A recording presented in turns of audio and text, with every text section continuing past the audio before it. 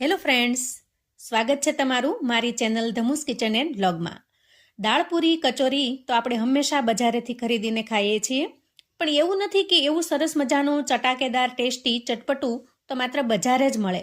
ખરેખર તો બજારના એ સ્વાદને પણ બે ઘડી ભૂલી જાઓ એવો સ્વાદિષ્ટ નાસ્તો તમે ચપટી વગાડતા જ ઘરે પણ બનાવીને તૈયાર કરી શકો છો. સૌથી પહેલા 2 બટેકાની છાલ ઉતારી આ રીતે તૈયાર કરી લીધા છે. બટેકામાં થોડું પાણી નાખી બટેકાને આપણે સાઈડ પર મૂકીશું, જેથી એ ઝડપથી કાળા ન પડે. હવે આપણે 1 કપ જેટલા પૌવા લેવાના છે. આ પૌવા છે નોર્મલ પૌવા આવે છે. ખાસ કરીને બટેકા પૌવા બનાવવા માટે જે પૌવા આપણે વાપરીએ છીએ એ પૌવા લેવાના છે. લીધેલા પૌવાને હવે ચાળી અને ચોખ્ખા કરી લઈશું. હવે ચાળીને તૈયાર કરેલા પૌવાને આપણે એક બાઉલમાં લઈ લઈએ અને એમાં પાણી નાખી ખૂબ સરસ રીતે ધોઈ લઈએ. તો પૌવાને ખાસ 2 થી 3 વખત સારા પાણીથી ધોઈ લઈએ અને એના અંદરનું બધું જ પાણી દૂર કરી લઈએ.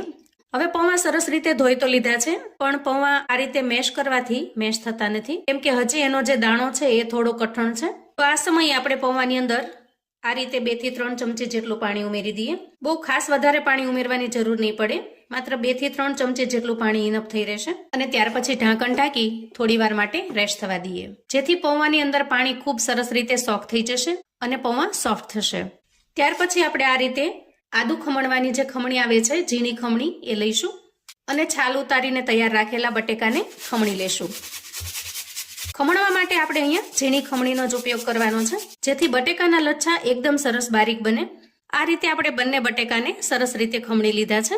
હવે બટેકાના ખમણને આપણે થોડા પાણીની અંદર ધોઈ લેવાનું છે, જેથી એના અંદરનો જે કંઈ સ્ટાર્ચ છે એ બધો દૂર થઈ જાય અને રેસીપી થોડી હેલ્ધી બને.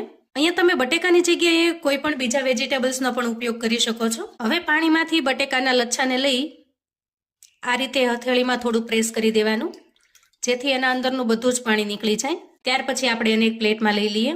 આપણે બધા જ બટેકાના ખમણને આવી રીતે તૈયાર કરી લીધું છે અને બટેકાનું ખમણ ખૂબ સરસ રીતે તૈયાર થઈ જાય એટલે આપણે ગેસ તરફ જઈશું. ગેસ ઓન કરી ગેસ ઉપર એક પેન મૂકીશું. અંદાજે નાના 2 ચમચા જેટલું આપણે તેલ લઈશું. તેલ થોડું ગરમ થાય એટલે 1 ચમચી જેટલું જીરું ઉમેરીએ અને થોડી પિંચ ઓફ એટલે કે ચપટી જેટલી હિંગ ઉમેરીએ. જીરું સરસ રીતે સતળાઈ જાય એટલે 1 ચમચી આદુ મરચાની પેસ્ટ ઉમેરી દઈએ અને મીડિયમ સાઇઝની એક ડુંગળીને આ રીતે ઝીણી સમારેલી છે એને ઉમેરી દઈએ. કેપ્સિકમ મરચાના થોડા ટુકડા ઝીણા સમારેલા એને ઉમેરી દઈએ. લીલા વટાણાની થોડી આ રીતે અધકચરી પેસ્ટ બનાવીને મેં રાખી છે. તમારી પાસે જો લીલા વટાણા અવેલેબલ ન હોય તો તમે સ્કીપ પણ કરી શકો છો. અને તેલની અંદર સરસ રીતે મિક્સ કરી લઈએ. બધી જ વસ્તુ થોડી ઘણી સતળાઈ જાય એ સમયે આપણે બટેકાનું જે ખમણ તૈયાર કરેલું છે એને ઉમેરી દઈએ અને સારી રીતે મિક્સ કરી લઈએ. ગેસની ફ્લેમને આપણે એકદમ ધીમી રાખવાની છે. વધારે પડતી હાઈ ફ્લેમ હશે તો નીચે લચ્છા ચોંટી જશે, એટલે એકદમ સરસ ધીમી ફ્લેમ રાખી આપણે આ બધી જ વસ્તુને પહેલા તો મિક્સ કરી લઈએ અને હવે ત્યાર પછી એમાં મસાલા કરી લઈએ. સૌથી પહેલા સ્વાદ પ્રમાણે મીઠું ઉમેરીશું. અડધી ચમચી જેટલો શેકેલા જીરાનો પાવડર ઉમેરી દઈએ. થોડી અમથી 5 ચમચી જેટલી હળદર ઉમેરીશું કલર માટે અને અડધી ચમચી જેટલું લાલ મરચું પાવડર ઉમેરીશું. આપણે અહીંયા આદુ મરચાની પેસ્ટ પણ ઉમેરેલી છે, જેની અંદર લીલા મરચાની તીખાશ હોય છે, તો અહીંયા મરચું મેં એ પ્રમાણે ઉમેર્યું છે. તમારે જો વધારે સ્પાઇસી બનાવવું હોય તો તમે મરચું પણ વધારી શકો છો અથવા તો ગ્રીન મરચું જે તીખું હોય એ પણ વધારી શકો છો. ત્યાર પછી 5 ચમચી જેટલો ચાટ મસાલો ઉમેરીશું. તમે અહીંયા ચાટ મસાલાની જગ્યાએ અડધા લીંબુનો રસ પણ ઉમેરી શકો છો અથવા તો આમચૂર પાવડરનો પણ ઉપયોગ કરી શકો છો. અને હવે બધા જ મસાલાને સરસ રીતે મિક્સ કરી લઈશું. બટેકાના લચ્છાને ચડતા બિલકુલ વાર લાગતી નથી. 2 થી 3 મિનિટની અંદર જ ખૂબ સરસ રીતે બફાઈ જાય છે.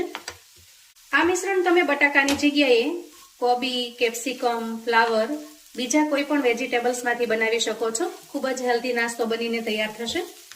પણ બાળકોને બટેકાનો નાસ્તો વધારે ભાવતો હોવાથી મેં અહીંયા બટેકા લીધા છે. હવે જુઓ, અહીંયા મિશ્રણ પરફેક્ટ 2 મિનિટમાં જ બનીને તૈયાર થઈ ગયું છે અને બટેકાના લચ્છા એકદમ સરસ સોફ્ટ પણ થઈ ગયા છે.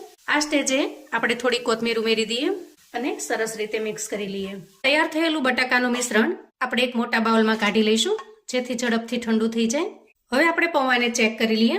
જો અહીંયા પૌવાની અંદર તમે જેટલું પાણી નાખશો ને એ બધું જ પાણી પૌવા ઝડપથી પી જશે. તો આપણે અહીંયા જેટલું પાણી ઉમેર્યું હતું એ બધું જ પાણી પૌવાની અંદર સોક થઈ ગયું છે, પણ પૌવાનો દાણો છે એ સરસ સોફ્ટ થઈ ગયો છે. જુઓ, આ રીતે મેશ કરતા એમાં સરસ બાઇન્ડિંગ આવી જાય છે. તો આગળની તૈયારી માટે હવે એક મોટું વાસણ લઈશું. અને પલાળેલા પૌવા એમાં ટ્રાન્સફર કરીશું. સૌથી પહેલા મસાલા કરી લઈએ. અહીંયા પૌવાના સ્વાદ પ્રમાણેનું મીઠું ઉમેરી દઈએ. 1 ચમચી જેટલા ચીલી ફ્લેક્સ ઉમેરી દઈએ.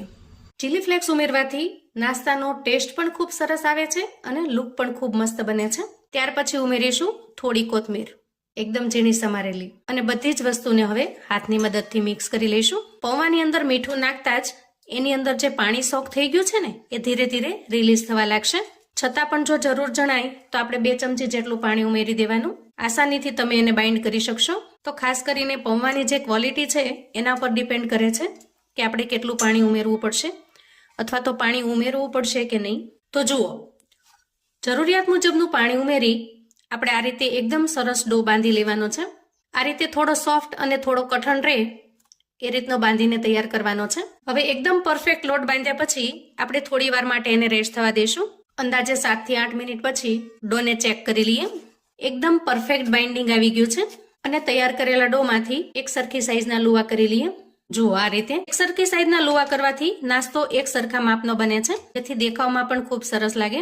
હવે જે લુવો આપણે લીધેલો છે એ લુવાને આપણે બોલ્સની જેમ સરસ ગોળ બનાવી લઈએ અને પછી વચ્ચેથી પ્રેસ કરી દઈએ. ત્યાર પછી એને અંગૂઠા અને આંગળીની મદદથી થોડો ફેલાવી લેવાનો છે. અને જુઓ, અહીંયા વચ્ચેની સાઈડ થોડું જાડું રહે એ રીતે રાખી દેવાનું અને આ શેપમાં લઈ લેવાનો છે.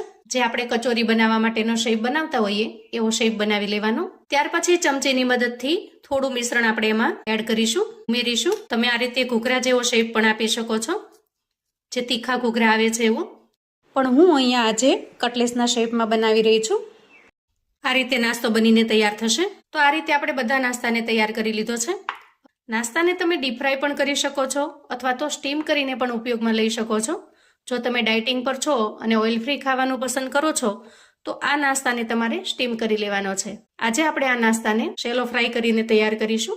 તો એના માટે ગેસ ઉપર આપણે એક નાનું પેન મૂકીશું. અહીંયા મેં તડકા પેન લીધેલું છે, જેથી ઓછા તેલમાં પણ આપણે બધો જ નાસ્તો સારી રીતે તળી શકીએ. તેલ થોડું ગરમ થાય એટલે આપણે નાસ્તાને ઉમેરી દઈએ. અહીંયા એક સાથે આપણે 3 નાસ્તા મૂકીશું.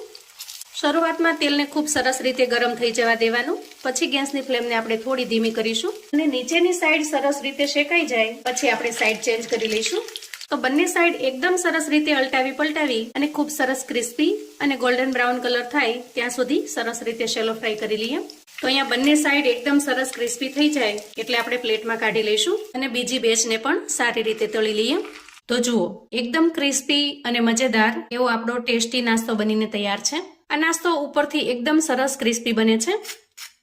ઉપરથી ખૂબ જ સરસ મજાનું ક્રિસ્પી એવું પડ બને છે અને અંદરથી મસાલાથી ભરપૂર.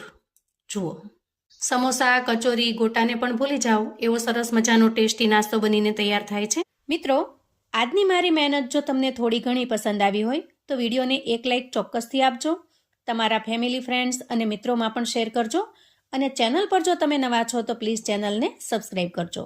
કોમેન્ટમાં આ રેસિપી કેવી લાગી એ ચોક્કસથી જણાવજો. ફરી મળીશું એક નવી રેસિપી સાથે. ત્યાં સુધી આવજો.